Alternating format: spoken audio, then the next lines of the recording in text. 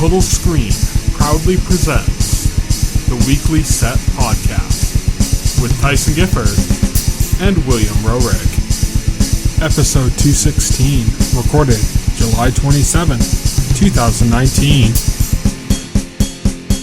Hello, everybody, and welcome to the Weekly Set, the official podcast of the Total Screen. I'm your host. My name is Tyson, and joining me today, as always, is my partner in crime here at the Total Screen, William Rohrig. Hello. So today we are going to continue talking about Legion, but first, before that, we are going to talk about Comic-Con 2019, San Diego Comic-Con 2019, to be precise. It just happened last weekend, and we are going to kind of go over some of the news stories and discuss some of the trailers, TV-related stuff mainly. We're going to go through as quickly as we can because there's a lot of stuff. So we're just going to kind of real quick headlines burst through, spend a little bit more time talking about the trailers, and then move on to Legion. First up, some quick news bits. The Orville is going to be moving to Hulu. It was in production already for Fox, and then I guess with the deal with Disney and Fox going through, they just figured to move it over to Hulu because Fox as a network is still a separate entity. It's not related. Like the Fox network isn't owned by Disney. Just the content. So I guess Fox decided it probably wasn't worth it because they're not going to get residuals on the content anymore. And so yeah, it's moved over to Hulu, which is also now majority owned by Disney, as is the show itself. So yep. It's probably a great move for the show. Basically consolidation. Yeah, it's consolidation. We live in an age where networks can offload shows to streaming services instead of outright canceling them. Yes. And this isn't like the streaming service stepping in to like rescue a show either. The season was already in production, and they just worked out a deal and said, you know what, this isn't going to be worth it to us anymore if we're not getting residuals to air it on Fox. And Disney's like, well, we can just put it on Hulu. Yeah. I mean, well, it was, it's a Fox Studios production, so it was all, so once Disney bought Fox, it was already Disney producing the show, and since Disney already owns Hulu, it was natural.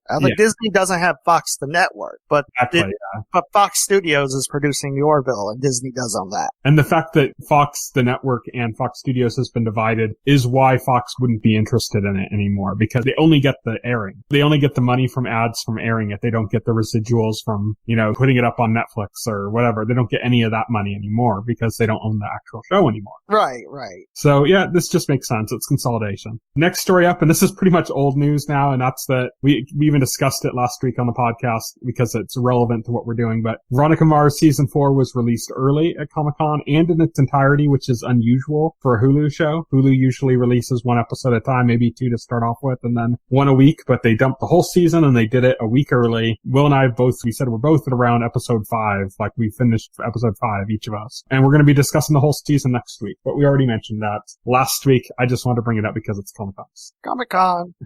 Next news story, Doom Patrol has been picked up for a second season, but instead of being just on DC Universe, it's going to be on both DC Universe and the new HBO Max streaming service. Well, it's kind of weird to say instead of DC Universe, it's going to be on DC Universe and HBO Max, because the promotion I've seen for HBO Max makes it sound like it bundles DC Universe in with the service. So HBO Max, from my understanding, is just a bundle of different channels. So it's like HBO, TBS, I can't think of everything. DC Universe is part of it. Apparently they're actually keeping most of the DC Universe stuff separate. That's weird. Yeah. That's weird if they do that, because they're advertising DC Universe. In the advertisement I saw, they showed like all the logos of like, this is all the content you get. Yeah. And they had a DC Universe logo. And so I'm sitting there assuming if I get HBO Max, I get everything on DC Universe. That's a little confusing messaging. They might want to polish that up. Story specifically saying Doom Patrol, feeling that out. So it is weird. It's weird. Yeah, it is weird. The messaging is a little mixed there then, if that's the case. They need to work on that. Yeah. Next story up is Agents of S.H.I.E.L.D. announced that it's going to be ending with its next season, which will be its 7th season. So yeah, I mean, that's an example of, you look at what's happening with, Disney Plus and the MCU connected shows. It's kind of like, Agents of S.H.I.E.L.D. doesn't have a leg to stand on anymore. I saw it coming ever since they moved the show to being a summer show. They still gave it a few more seasons after that, but they still gave it a few more seasons, but it's like once, summer shows shows aren't shows that a network is typically invested in. Mm-hmm. It's just something networks like to do summer shows to basically fill time in the summertime. Normally, like, I know, like, when a show premieres in the summer, it's not likely to get picked up for, like, a fall season, or it does not survive long. The sad thing here is that Agents of S.H.I.E.L.D. from its very inception was supposed to be the show that connected to the MCU. Yes. And it did, but like really loosely. Like you'd had a few characters in there. You had God, what's the girl from Thor that was on there? I can't think of the character's name, but Jamie Alexander's character. Yeah, from Thor. She showed up. She was the first person from the MCU besides Clark Gregg. Yeah, and then Nick Fury showed up as well. Nick Fury showed up, and they tried to do what I thought was an admirable job of keeping it connected, but they couldn't. And I think over the course it became clear that anything that is Marvel Television was not in any real way connected to the MCU. You could see that if you branch out, you watch other shows like that they've done since, with the exception of Agent Carter. Agent Carter as that actually was Marvel Studios, yeah. Yeah, that's strongly connected to the MCU, but everything that's a Marvel Television, like Agents of S.H.I.E.L.D., or the Netflix shows especially, aren't really connected to anything happening in the movies. And yeah, they make vague references, but they kind of did that in the first seasons of those shows, and then they kind of just stopped even bothering. Oh yeah, they stopped bothering. I think everybody stopped bothering once. Who's the Joker at Marvel TV that Kevin Feige basically wanted to get away from? Oh, it was like in charge. He has like a weird name. Yeah, I know. Nutterbucker, something like that. Yeah. Nutterbutter. Let's just call him Nutterbutter. He doesn't really deserve much more than that. Yeah. So old Nutterbutter was kind of in charge of both Marvel's movies and TV, and Kevin Feige, who runs the MCU, basically was like, okay, I can't deal with this guy anymore. I need to get rid of him. I need to have autonomy from this guy. Disney gave Feige autonomy from him, and then that became the split between Marvel Studios and Marvel TV. And basically after that point, they didn't even bother trying to say they connected it. The problem with the other guy was he was notoriously cheap. Yeah. Like he didn't want to pay. Like there are extreme stories where like he didn't want to pay for pencils for the offices. Like good old Nutterbutter. Yes. He's probably the reason why Don Cheadle is War Machine now, because they didn't want to pay the other guy. It might have been an upgrade. Don Cheadle's a pretty good get. Yeah, Don Cheadle's great. Yeah, I don't mind it at all because Don Cheadle is pretty awesome. But yeah, it's funny because he was apparently responsible for some of the problems with Age of Ultron too. Oh, really? Yeah, like Joss Whedon was really frustrated making that movie, and I think that it was largely that guy. I remember now. It's like Pearl Mutter. Can't find it on a stupid wiki page, but it's like Pearl Nutter Butter. Yeah, Pearl Nutter Butter. Like, yeah, like he was just there. He was the one who was trying to make Inhumans happen. Like, and they had announced Inhumans as a film, and then I know when Feige took over, that stopped being a major film for Marvel Studios. It turned into something much better. Yeah. You know what? It's funny, and we talk about the cohesiveness between the Marvel television shows and the movies, but what about the cohesiveness of Marvel television? Inhumans, the show, had like nothing to do with Agents of S.H.I.E.L.D., even though Agents of S.H.I.E.L.D. spent like an entire season plus building up the Inhumans. Yeah. Inhumans might have actually been good if they had made it a real spin-off of Agents of S.H.I.E.L.D. Yeah, but they didn't. It had like nothing to do with it, which was that completely stupid. It's like, what? So anyways, I mean, we're kind of a little off topic, but the main point is that the writing was on the wall the second that split happened between Feige and Nutterbutter. Once that happened, it was like, okay, Agents of S.H.I.E.L.D., whose entire point was basically to be like this connective tissue show, has now kind of like lost that. And I think it stayed a decent show in its own merits, on its own legs, but it's once Disney started announcing all those the Disney Plus shows that are directly tied to the MCU, it's kind of like, okay, yeah, Agents of S.H.I.E.L.D. is like, it's kind of cooked at that point. At least Clark Gregg got to be Coulson and Captain Marvel. So. Yeah, and Agents of S.H.I.E.L.D. is, still is a good show. Still worth watching. Yeah, it's still worth watching. The first half of the first season's pretty garbage, but after that, it's good. Yeah, the first season I was like really turned off, but it turns around. It's probably, Agent Carter is really good. It's probably the best of the Marvel television shows, I would say. It's up there. It's up there with like at least Daredevil. It's just a really fun show, really fun concept. A lot of people wrote it off, like I was saying, early in season 1, but basically. Oh, it was terrible. The first half of season 1, they were like trying to tread water because there was a big event that was going to occur in Captain America, Winter Soldier. Yeah. And they were like treading water waiting for that to happen. This is how much they cared early on about making sure everything was in universe, and that's why Agents of S.H.I.E.L.D. feels more in universe than any other, because they took care with season 1 to make sure, because the shit happening in Captain Marvel and Captain America, Winter Soldier, directly affected S.H.I.E.L.D. So you can't have a series, Agents of S.H.I.E.L.D., running around claiming it's in universe with the movies and then not have anything that happened in Winter Soldier affect the show. Yeah. You know? So they basically, like, that happened in the first season. So like that movie came out towards the end of the first season, and basically they established the characters and then they just tread water all the way up until that point. And then all of a sudden, like, so that's why I say, like, the end of season 1 is good. But it's funny because it takes in a weird until way. That point, you know? Yeah, the show's bad until Winter Soldier happens. And it's funny because, like, the events of Winter Soldier are what end up making Agents of S.H.I.E.L.D. good. Yes.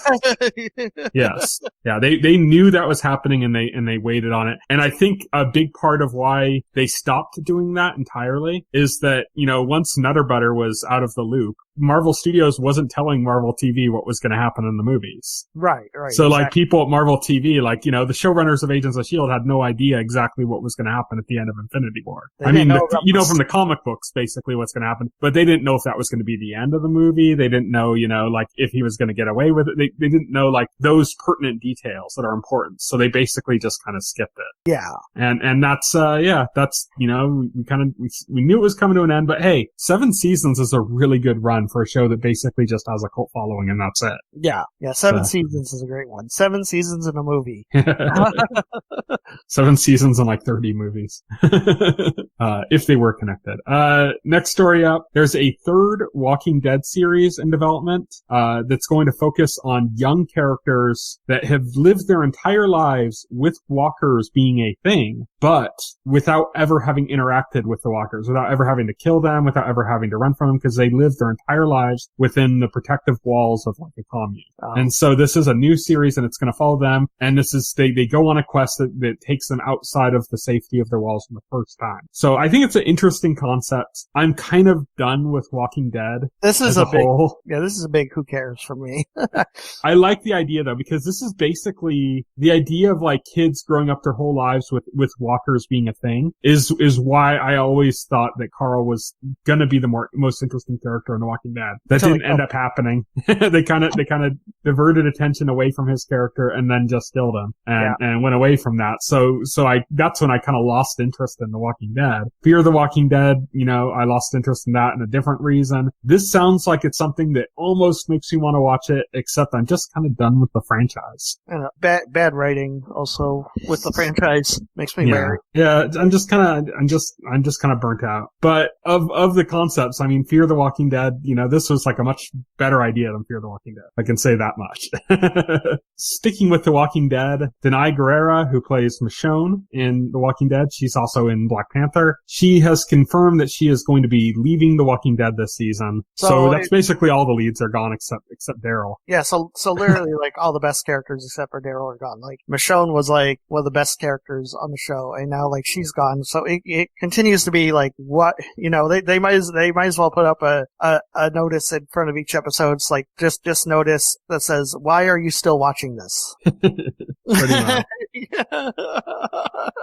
Another piece of news that was kind of surprising, and you and I talked about it off show, like not on the show, but Brandon Routh is going to be reprising his role as Superman in this season's CW DC Universe crossover. That's not entirely correct. That is not entirely correct. Brandon Routh is going to be Superman, but he's going to be Kingdom Come Superman. Yeah, he's going to be a multiverse version from one of the other universes, because they're doing, was it Crisis on Infinite Earths or whatever that's called, for the next crossover. So you know the Kingdom Come miniseries DC DC did in the 90s, right? I'm not too sure. So Kingdom Come is set in it's an Elseworlds tale, set in a future version of the DC universe where like superheroes have dominion and they're kind of sectioned off into their own empires, apparently. Mm-hmm.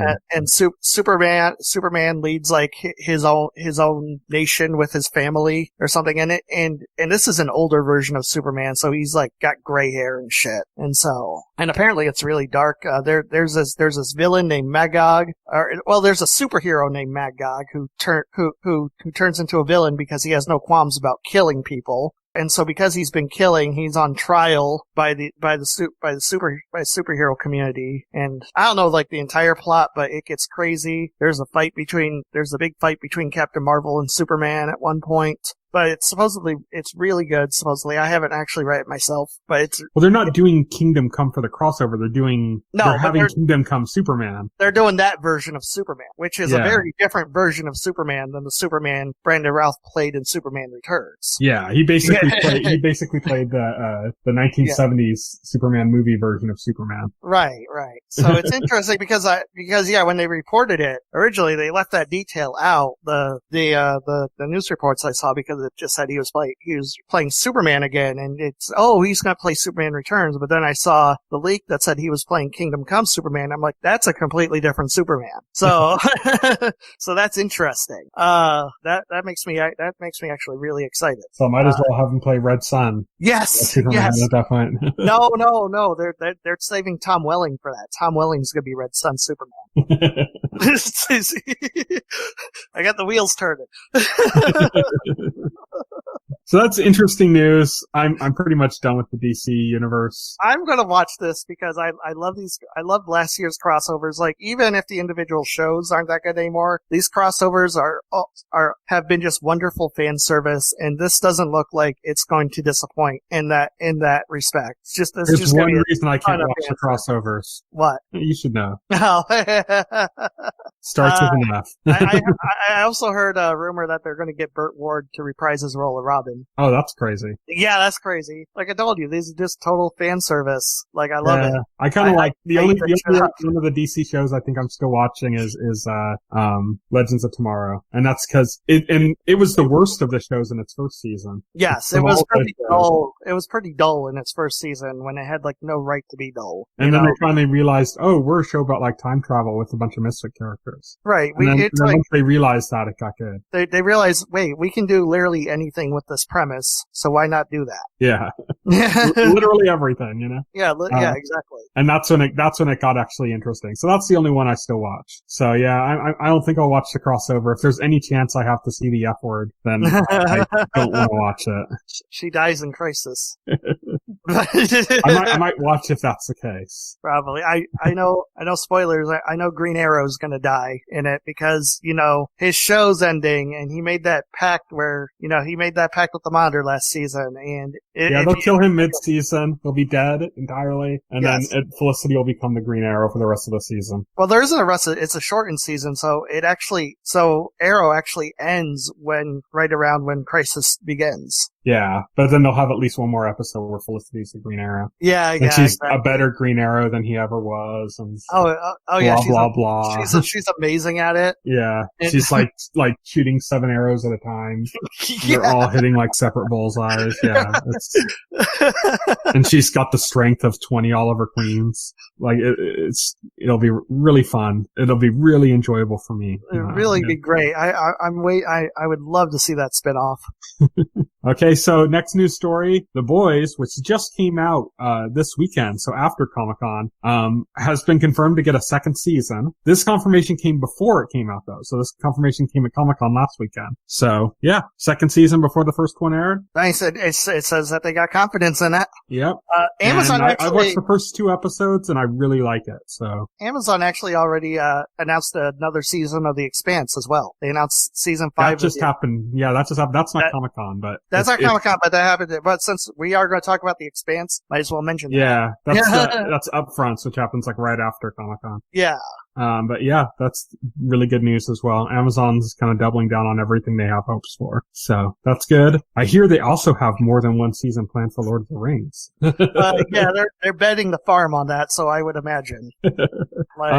Next up is Magic the Gathering, the animated series for Netflix that's being done by the Russo brothers. They've confirmed that the focus of the series is going to be on two Planeswalkers characters, Jace Beleren and Chandra Nalaar. Oh, good. The best ones. So those are the ones that people seem to love Especially in the book series that go along with the card games. And I haven't read the books. I only played like the card games, but you get, if you play like the card game, you get like a good enough sense of the story and like who the characters are to like really, I think Jason's really cool. I Jace like and Chandra have like a lot of like interconnected story too. So that's what it's going to be about. I don't know like anything recent. It's been years since I played Magic the Gathering. Same here. Yeah. So I don't know where those stories are at, but I'll probably check it out. It seems cool. Yeah. And it's Russo brothers. So yeah, Russo brothers. They have some clout now. Yes. Speaking of Russo brothers, they're also going to be adapting the anime Battle of the Planets as a live action series. That's the one you've seen the anime. It's like the characters, they all have those costumes with like the hawk heads. Yeah.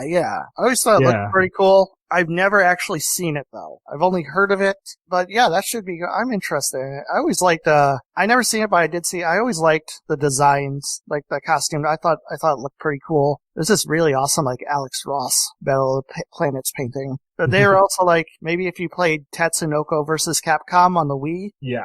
They were in that. Characters, so yeah. Yeah. For the 5 people who played Tatsunoko versus Capcom on the Wii, you might recognize them. Yes. But they're doing a live action series based on it, so that's going to be interesting. Yeah, that's interesting. And that's Russo brothers as well? Yes. I might have to actually check that out. And then, so for the rest of our news stories, before we get to the trailers, these are all about the Disney Plus shows. So it's just kind of updates about that. Some of them pretty small. Like, for example, the Loki series is going to be coming spring 2021. And the only real news we have is that they confirm that it's going to pick up at the point where Loki stole the Tesseract in Endgame.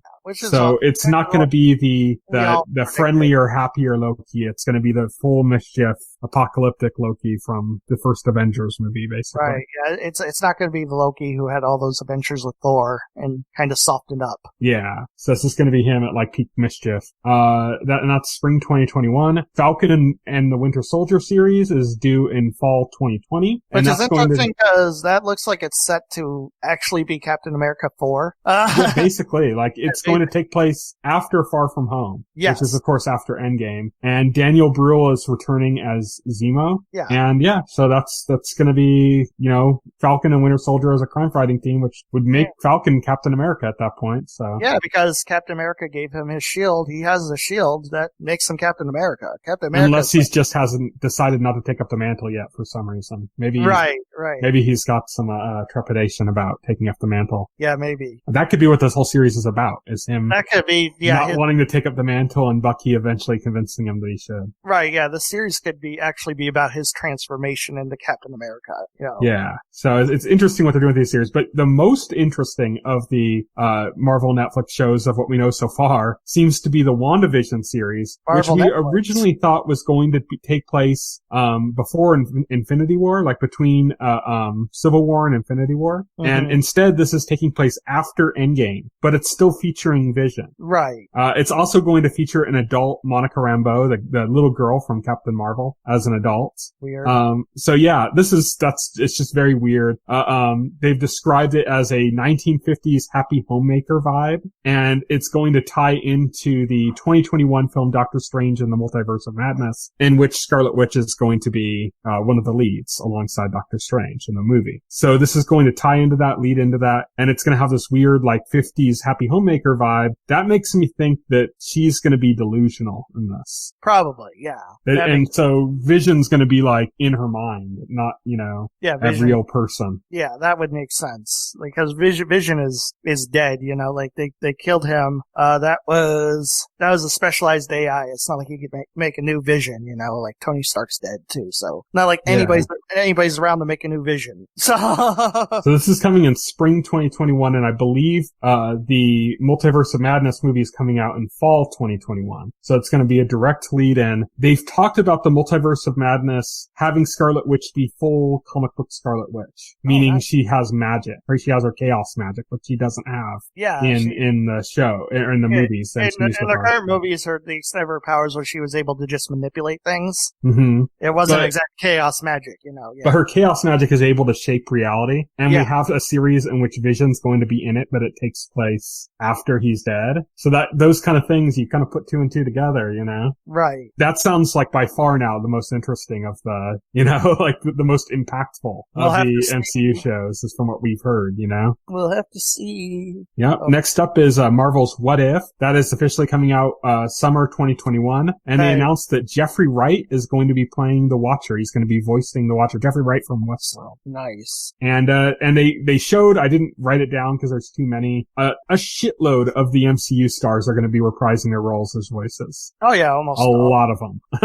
There's something like 40. I don't know.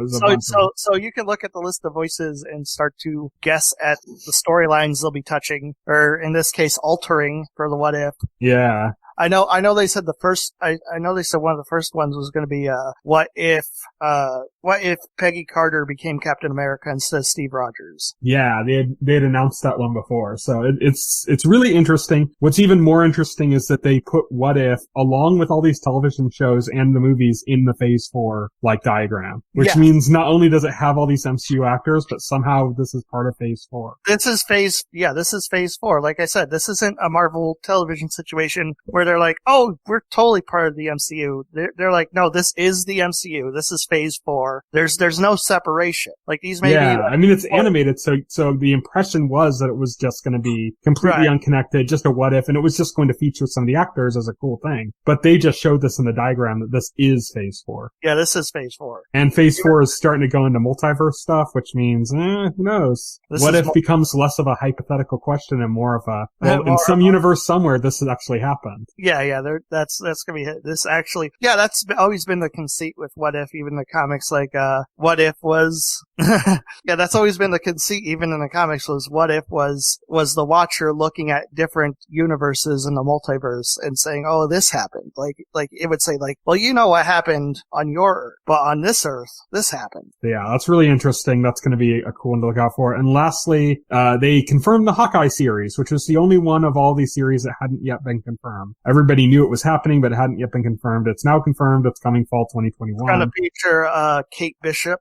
Yep, that was all part of the rumor. Basically, everything we knew about it is still the same thing we knew about it. Yes. It's just now it's confirmed. Now it's confirmed. Okay, so that's all the little news bits. And now we're going to move on to some trailers. So we're going to go through some of these. So first up, Carnival Row had 2 trailers from 2 different character perspectives. What are you thinking about Carnival Row now? We did some discussion of this when there was only a little teaser. When we were talking about this as the next Game of Thrones podcast we were doing. I didn't watch the 2 new trailers from different perspectives, so I only watched the long. You watched the one, trailer. Yeah, the long trailer. So I mean, my thoughts are, I'll check it out. The new trailer was better than the teaser, but then I don't think the teaser did any favors, because even with the long trailer, you could, it kind of comes off as a little bit daft. But you can see with the longer trailer, at least you get a better sense of it. With that teaser, it totally looks stupid. You had, yeah, I'll check it out. I'm not This is another one Amazon's already ordered a second season for. Yeah, but that wasn't a Comic-Con. Again, that was at Upfronts. Yeah. But I think the thing I like about it is the discrimination aspect of it. Right. It's not like a under the surface discrimination. It's straight up being a black man in the 1700s in America discrimination. Sure. It's that level of they don't care if you live or die kind of thing. And I think that's always interesting when that kind of thing is told through a perspective of something like magic. So I think that's what's interesting to me about it more than anything else. But I don't know. I don't know if I dig the love story angle. I just kind of more just like that. I think the world's interesting more than anything else. Yeah, I'm not so super interested in romance plots. Yeah. I'm worried that's actually going to ruin it. Like, romance plots are boring. Like, you know, I'm just interested in the world, you know, if they do the world right, then I'm interested. Next up, they had a new trailer for the final season of Preacher. So you haven't watched Preacher. You watched the first episode, right? I watched the first episode, yeah. But I haven't really watched it since. So having not watched it since, you just dive into this trailer and it's just full crazy. Yeah, it's just full crazy. It is. It's about where I expected it to end up. A bunch of batshit insane shit. Because like the first season of Preacher, like it was weird, but it tried to stay kind of grounded. And then by like the third season, it was like, oh, it was just batshit all over the place. And you had like Hitler and Satan sharing scenes together, you know? It's like crazy stuff. I'm super psyched for that. That's coming up really soon. That's coming up actually next weekend, I think. But yeah, Preacher looking good. For me, you haven't watched it, so it's not something I can't imagine you're going to jump into the final season without having watched anything else. Next up is Watchmen. Great trailer. This is the first of the HBO trailers we're going to talk about. And man, HBO has been using really good use of old songs in their trailers. They've been killing it with the old song usage in their trailers. Yeah. And this time it's with Life on Mars by David Bowie. But yeah, man, great trailer. Awesome little ending hint, you know, at the end, with the whole Dr. Manhattan thing. It just looks so good. I am so ready for this. It looks great. Yeah, it looks good. Can't wait to watch it. I always had faith in this. There were a lot of people that were like nervous and stuff, like, because there's still a lot of like Lost haters out there. And they put a lot of like, oh yeah, you know, it's Damon Lindelof and he did Lost and I hate Lost and blah, and whatever. And I'm like, dude, not only did I like, Damon Lindelof is a hack. Yeah. Not only did I love Lost, but he did The Leftovers on HBO before, which was also really good. And so the way he was describing doing Watchmen, not as like an adaptation, but like as kind of like a sequel, you know, like in this different way, has always interested me. So I'm like really excited to see this now. Having seen the trailer, the first trailer for it looked good. This trailer looks amazing. I'm just can't wait. I just want it out now.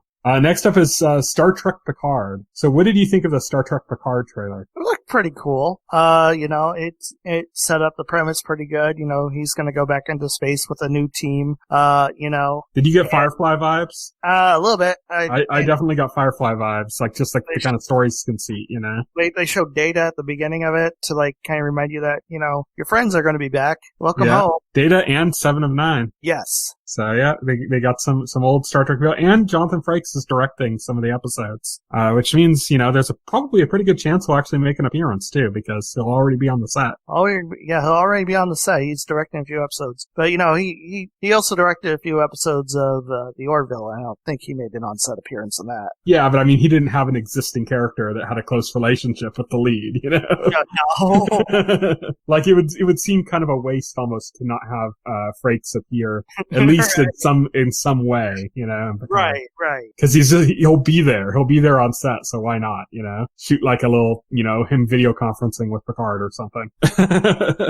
Even something small, you think like it just seems like a waste not to do it. Right, yeah, it would be a waste not to do it. Next up, continuous space shows, The Expanse. So are you caught up on The Expanse yet? No. Okay, you need to get caught up on The Expanse. I need to get caught up on The Expanse. You're right. That's something I need to do. I'm excited about that. As you mentioned, this was also picked up for another season just recently. Not at Comic-Con, but this weekend, for the upfronts.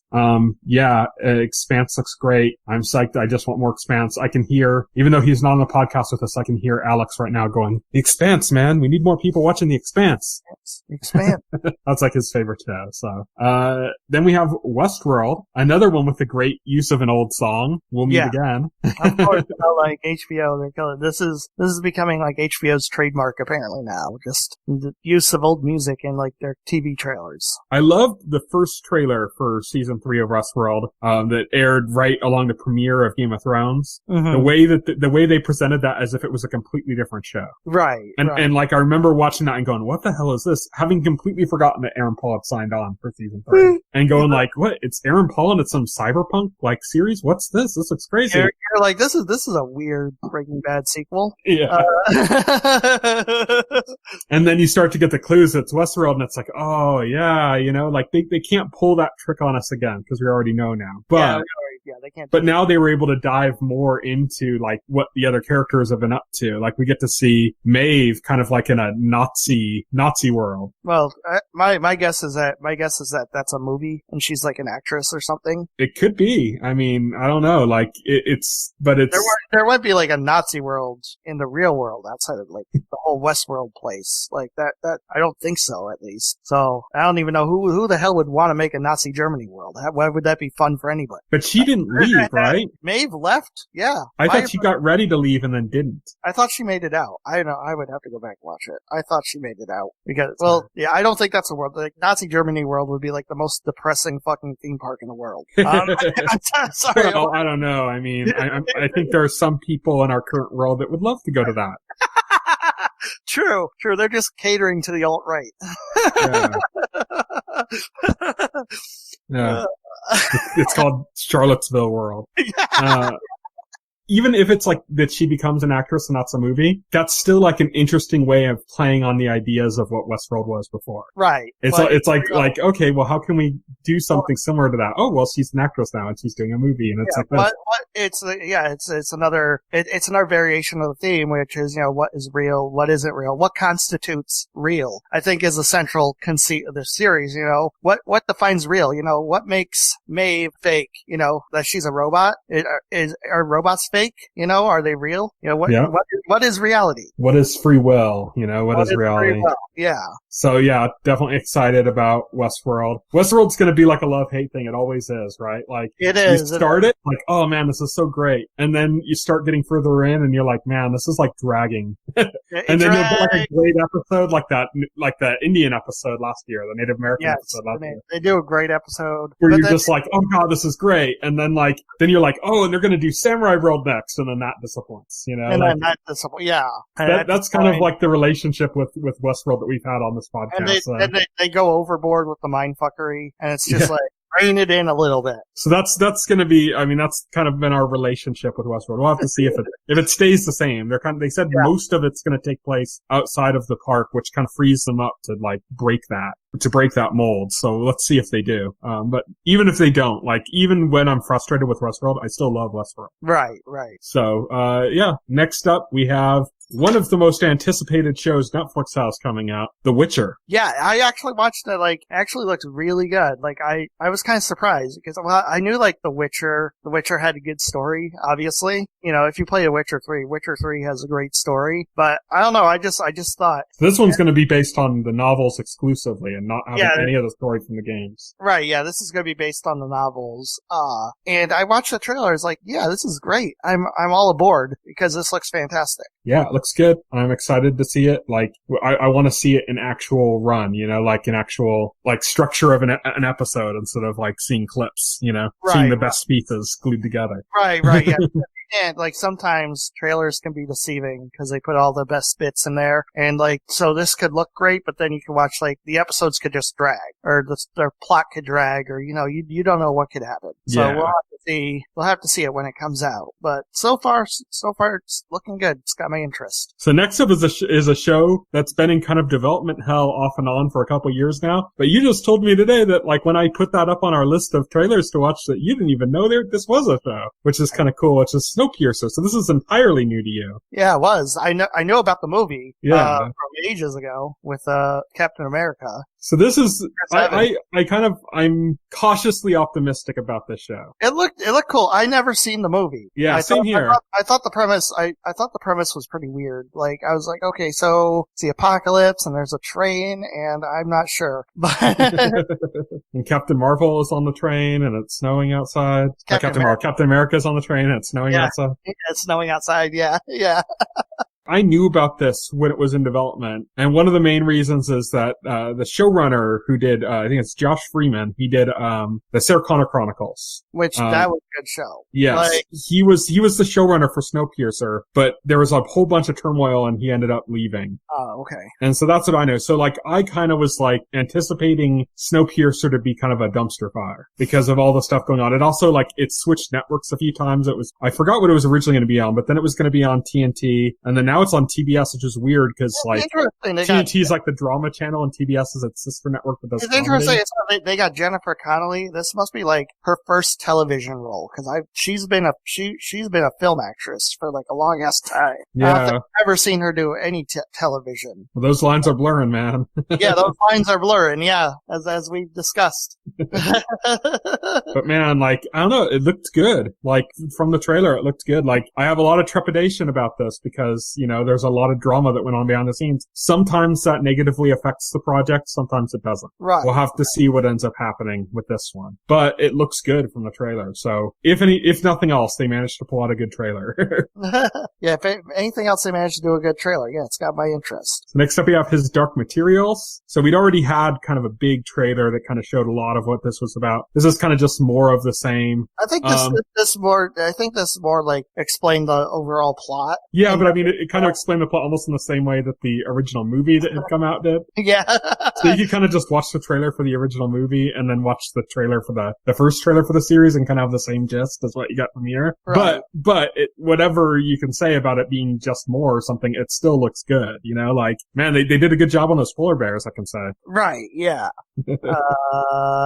I know the book series, not in the first movie that they tried to adapt it originally, The Golden Compass, but in the book series, there was a lot of stuff. It was pretty controversial for its kind of views about like politics and religion and things like that. And they cut a lot of that out of the movie. And apparently HBO and BBC, who are co-producing this, has basically said, no, that's all in there for the miniseries, or for the miniseries, the series. Like, so it's all in. So I'm guessing Ruth Wilson is playing the Nicole Kidman part from the film? Yes, and James McAvoy is playing the Daniel Craig character. Oh, okay, right. The girl is X-23 from Logan. Oh, really? Okay. Yeah, and Lin-Manuel Miranda, of Hamilton fame, is playing the pirate character. I can't remember who played him in the movie, but he's like a pirate character. So, yeah.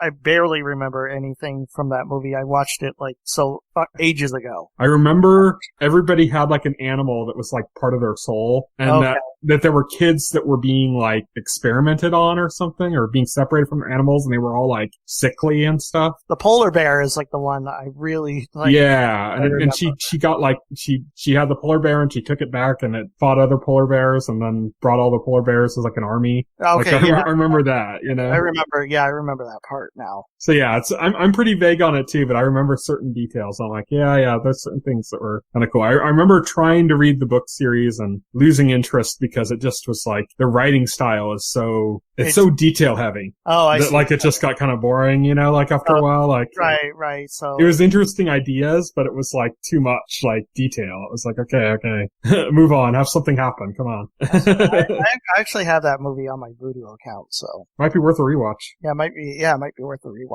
Just to kind of compare and contrast, you know? Yeah, to see like the differences between the HBO show and this. That's really cool. Yeah, I remember back when the film was made, that was the big reaction to the Lord of the Rings success, like when Lord of the Rings blew up, and so like they tried. Lord of the Rings and Harry Potter were both really big right around when they started making that. Yeah, Harry Potter was big, and Lord of the Rings blew up, and so once those happened, like everybody else had to have a major fantasy franchise happen, and so you got stuff like most of them failed. Yeah, so you got stuff like the Golden Compass and the Narnia. Chronicles of Narnia, yeah. and both of those failed. Yeah, and both those failed. And now, ironically, we're in the midst of another fantasy resurgence thanks to Game of Thrones, and they're dusting some of these off for a second try. Both of those. Not only his Dark Materials, but the Narnia too is also being dusted off by Netflix. Oh, really? Yeah, they're doing a Narnia series. So.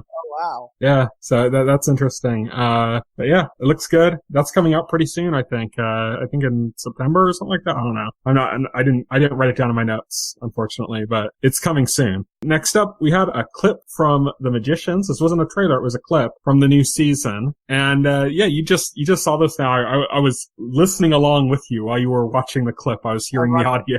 So the clip is Julia comes upon this character from Fillory. He's literally he's a literal pig. He's a literal chauvinist pig because he's presented as like this pig guy from like the 17th century. Although he comes from Fillory, which is weird because like nothing about Fillory was specifically 17th century America, but it has all those different kingdoms. We never saw all of it. Yeah, that's true. We never saw all of it, but it's funny. So he's from Fillory, but he's literally like he came out of the 17th century, and that includes his attitudes towards women because he actually kind of looks like Ben Franklin or something. Yeah, he actually a pig version of Ben Franklin. Like a pig version of Ben Franklin. Because he tells Julia that he's there because he's there to give a quest because both Fillory and Earth are in mortal danger and the fate of two worlds rests on this quest, and immediately he asks where Quentin Coldwater is. When Julia explains that he died, he goes into like just this like, oh, we're doomed.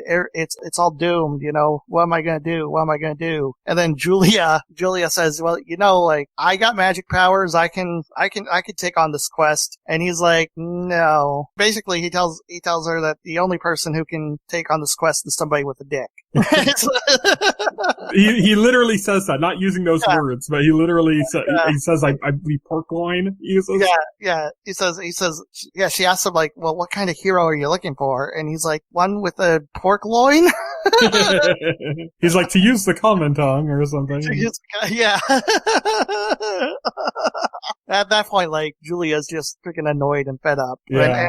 And I think what's going to happen is she's going to take up the quest out of spite at this point. Well, it's funny because Magicians always does a lot with expectations. So Julia was so excited at the prospect of a quest because she's lost after Quentin's death. And she needs something, she needs a project. Yes. You know, like something to take on. And so when she's all, you're giving a quest? She's like really excited at the prospect. Yeah, she gets, this is exactly what I need. And excited. And he's like, no, I need Quentin. And then she's like, well, Quentin's not available. Try again. And then he's like, you know, he won't give her the quest. He's all, I guess I'll just carry on and maybe another hero will come eventually. Yeah.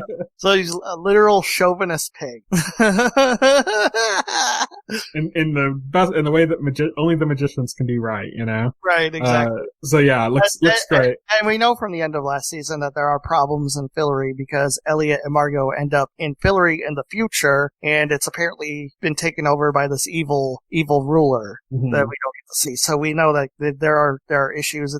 So the quest is probably related to that in some way, I would have to guess. Yep, very, very likely. Maybe that's why it's all like kind of that 17th century style. Oh, maybe. Maybe Fillory's time jump. Maybe everything in Fillory has jumped up to like something like that. Oh, maybe. That could be it too. Yeah. And lastly, for the trailers, we had a trailer for the animated Harley Quinn series that I believe is coming to DC Universe. Yeah, I had basically two words when I saw this. Deadpool Daria. Yeah, basically looked like it. It looked okay. I wasn't like super impressed by it, to be honest. They're going blue. Yeah, they're going blue. But I was just like, yeah, that's a thing. They really yeah. There's not much else to say. It's just it's not what you'd expect from an animated DC series. It's like an R-rated animated DC series. Yeah, it's more R-rated. Yeah, it's definitely aimed at adults. And it's got kind of a little bit of that like punk rock kind of style that you'd expect from a Harley Quinn thing, but that you'd more associate with something like I said, like a Daria or Tank Girl, something like that, you know? Right, exactly. Which, you know, that's kind of that aspect of it that I thought was kind of cool, but, you know, I don't think this is going to be the kind of thing that's going to make me get DC Universe. No. Maybe HBO Max. HBO Max, yeah. Like I said, if HBO Max is $15 and includes like all that content, that's kind of a no-brainer, especially since like HBO by itself is like $15 a month. Yeah, definitely. So that's it for our Comic-Con coverage. That's the TV related stuff from Comic-Con. We might do this again when New York Comic-Con happens if there's a glut of if there's a wealth of TV content at New York Comic-Con. But until then, we're going to move on to Legion. So we're going to be talking about Legion Season 3, Episode 5, Chapter 24, written by Arkasha Stevenson, who worked on Channel Zero, and written by Noah Hawley, who is, of course, the showrunner of the series. So last episode, we ended on the line, so it's it's war. This is David Goes to War. Yes. This is where David they finally just decided to make David just ruthless, huh? Yeah, they did. He's ruthless. He's just killing people. It's fun to watch, but it's uncomfortable at the same time because it's like, ooh, it's hard to redeem that, you know? Yeah, it's hard to redeem that. But David, and again, like, David has his own twisted justification, though. He's not the bad guy because what he's doing isn't permanent. He'll just go back and change it. So it doesn't happen. I like Switch's reation to that, though. Like, and that doesn't bother you? You know? Yeah. Like, and he just kind of, like, looks at her confused and starts singing. Yeah, they bring it to a song number. Yeah, he doesn't process it. Like, he's not processing that, you know, what he's doing is really fucked up because he's like, oh, well, this isn't permanent. I'm just gonna go and change it. So I could just do whatever I want and it doesn't matter. So let's go through some of David's actions. I mean, this starts basically. Yeah, it's not like there's a convoy. Not how that works. It starts as a convoy with Clark's husband, Daniel, and some soldiers, and the Vermilion, the computers, the female computers with mustaches. Yes. And he's standing in the middle of the road, and they're like, oh, incoming threat and stuff. And he basically just, like, warps into the car, kills everybody. He vaporizes everybody, like, literally. Yeah. I felt the one guy, like, got down on his knees and was, like, begging for his life, and he just, like, splatted him under the car. Yeah, he just, like... he didn't have to do that, you know? There's... No, he didn't have to do that. That was just merciless. Like, he gave no fucks. And then he did the most fucked up thing, which is, you know, he approaches Daniel about finding out where the Nintendo Switch is. He's like, I lost my Nintendo Switch. Where is it? You stole my Nintendo Switch. I used my Find My Switch app. And it says that you know where my Switch is. And right. Daniel basically says, I've been trained against this. To which David says, oh, training. So that would be in long-term memory. Well, let's erase that. Yeah. He's basically which is just supremely fucked up. That's identity death. Yeah, that's identity. Yeah, he erases his history and his identity, so he doesn't know. This isn't temporary amnesia. This is identity death. You know? Yeah, because he completely got rid of it. Yeah, it's so fucked up. That was like oh wow, you know, like the second he did that, I mean, the first real instance where I was like, you know, okay, he takes on some threats when he shows up in the car. He takes up the threats on front. But then the guy's begging for his life and he just splats him anyways without any remorse. Yeah. But then the identity death, that was the that's the hard one. Oof, David, what are you doing? Yeah. He goes back to his group, his people, and he just teleports every way, and his followers are like, you killed them all. And he's like, no, I just sent them somewhere. He doesn't he doesn't even know. Like, he just doesn't care. He might have killed them. He doesn't know. He doesn't care. Yeah. And you could see kind of like there's a bit of horror on the faces of his followers even at that moment.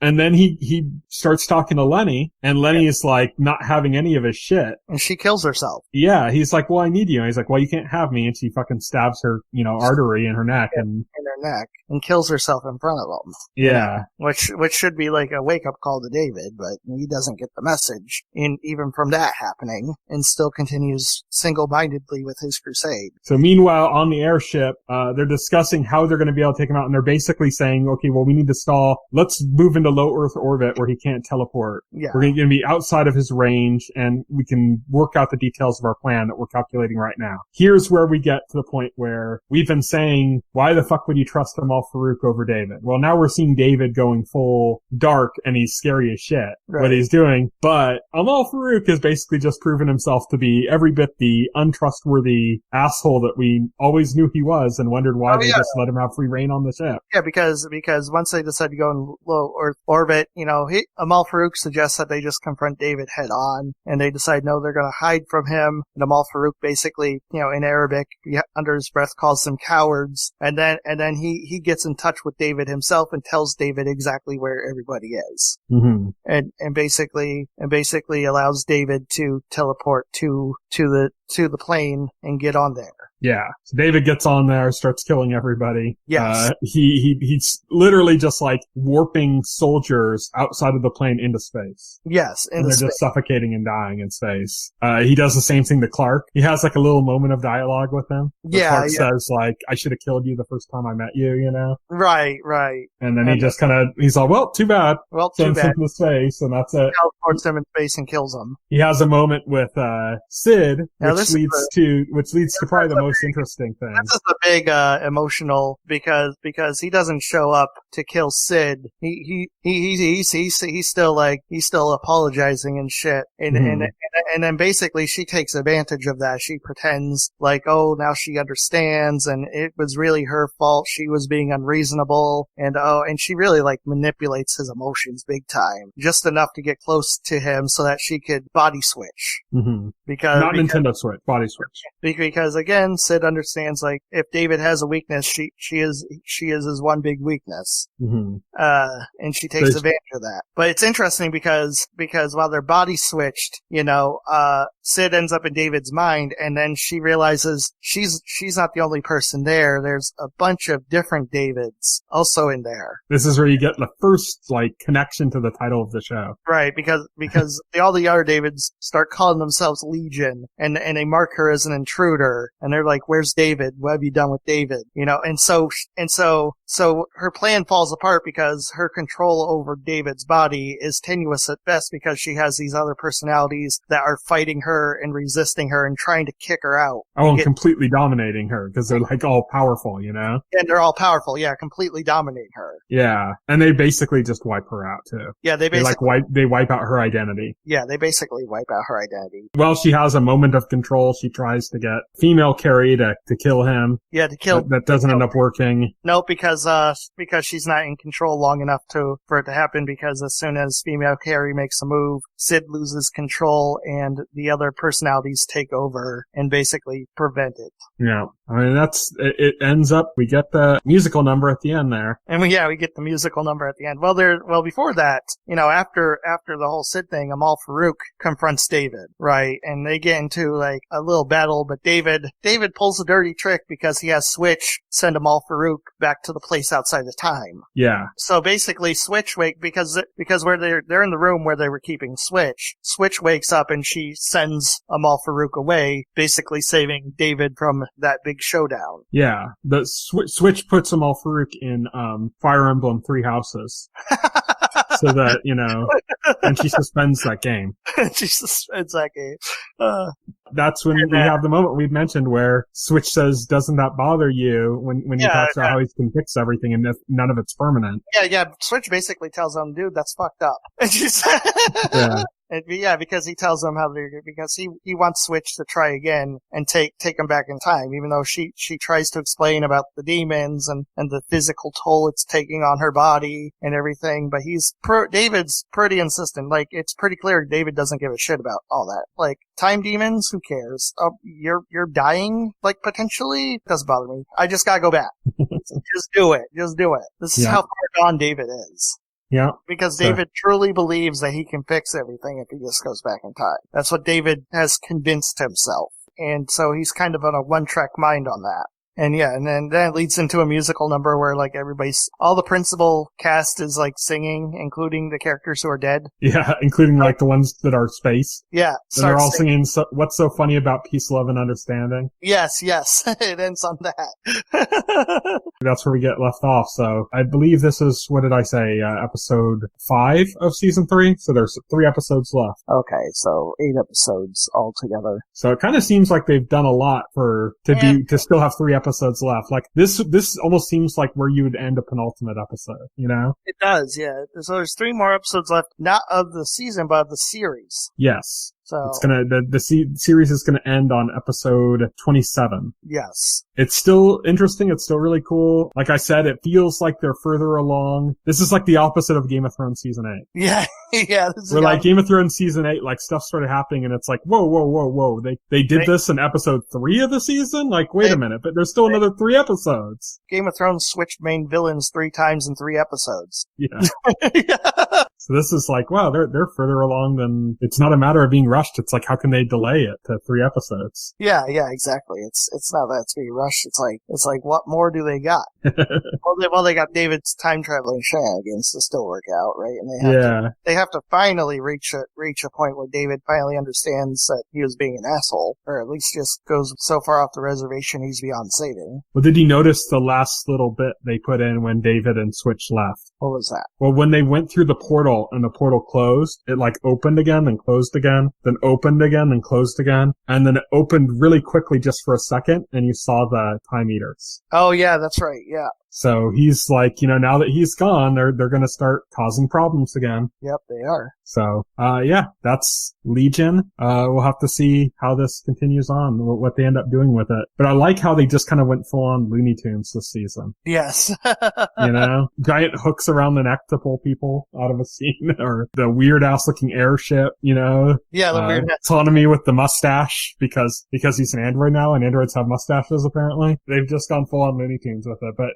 the really cool thing, like I said though, is that in that scene in David's head with Sid encountering the whole mass of other Davids, we finally got the title of the show, basically. Like, I don't think the term Legion had been uttered once in this entire series up until that point. No, it hadn't. And again, like, this series is like an origin story, because this was more like David becoming Legion. Yeah. Because he wasn't like full, like multiple personality disorder, schizophrenic, like at the beginning of the series. The beginning of the series problem was Amal Farouk was in his head, but now Amal Farouk is no longer in his head, but he's got these splintered personalities vying for control and basically just, driving him crazy. And the most we've seen before has been what, like 3 or 4 other personalities? Yes. And that's been with David there. So it was kind of like interesting that like David's not there, but his other personalities still are. Yeah, it's interesting. And that there's so many of them. There's so many more. That there's like, yeah, this is, yeah, like we got hints at it before. We've seen other personalities, David arguing with other personalities before. But yeah, the one with like the British accent. And this is when we finally saw the full scope of it and how it's much worse than you could have imagined. Yeah. So, what's so funny about a little peace, love, and understanding? Yes. So next week, we're going to be talking about the next episode of Legion, and we're also going to be talking about Veronica Mars Season 4 in its entirety, all 8 episodes. Woo! Which we're both more than halfway through, so we're getting close there. We'll be ready to discuss that. Yes, we're going to be ready. And then, until next week, until we talk again, here's what's coming up in the week ahead. On Sunday, July 28th, Pennyworth. This is the Alfred Batman DC series. It's about Alfred around World War II time, Alfred I guess. Doing Alfred stuff. Yeah, Alfreding it up. I just so like the way I think I've described this before. You're super excited about it, I know. The way I've described it before, and it's still the same way I feel, is that it's like, I think 10 years ago I would have been excited at this kind of a show. And now it's just like, yeah, we have so much. We have so many other shows, so many things that are like directly related, so many, why do I have to get the half measure again? Right, exactly. It's just kind of like, we just don't think that way anymore. Like that's something that would have flown really well 10 years ago, and now it's like, why? Do Batman, you cowards. Exactly. On Wednesday, July 31st, 2019, there's a 4 Weddings and a Funeral series coming to Hulu. Sherman Showcase comes to IFC. That's kind of like their Documentary Now show, but it's like a highlight reel for a fictitious show along the lines of Soul Train. So it's like, remember in our 1978 episode when this happened on Soul Train? Weird. And it's like some fake Soul Train thing. It's akin to like what they did with Documentary Now, which is where they made fake documentaries. Right. Then we have Kengan Ashura, the anime series, coming to Netflix. It's an adaptation of a fighting manga, and The Letdown coming to Netflix as well. Then on Friday, August 2nd, 2019, Dear White People returns to Netflix. A Black Lady sketch comedy show comes to HBO. That's not just me describing it, that's the name. Yeah. Well, that to be clear, I'm not just, it doesn't have some other name and I'm just describing it as the Black Lady sketch comedy show. Dairy Girls returns to Netflix. She-Ra and the Princesses of Power return to Netflix as well. Then on Sunday, August 4th, 2019, Preacher returns for its final season on AMC. And lastly, on Monday, August 5th, 5 Points comes to Facebook Watch, and No Good Nick returns to Netflix. And that's it. So, you can follow me on Twitter. I'm at Tyson Gifford. You can follow Will. He is at Voxel Hero. You can check out our Facebook page and our YouTube channel, as well as our site, thetotalscreen.com. You can subscribe to the podcast through any major podcast client, like iTunes or Pocket Cast, and the entire backlog of our podcast is available on our YouTube channel. So thank you everybody for listening. Good night. Good night. If you would like to reach out to us and make a comment, send an email to contact@thetotalscreen.com. Stay tuned to The Total Screen for the very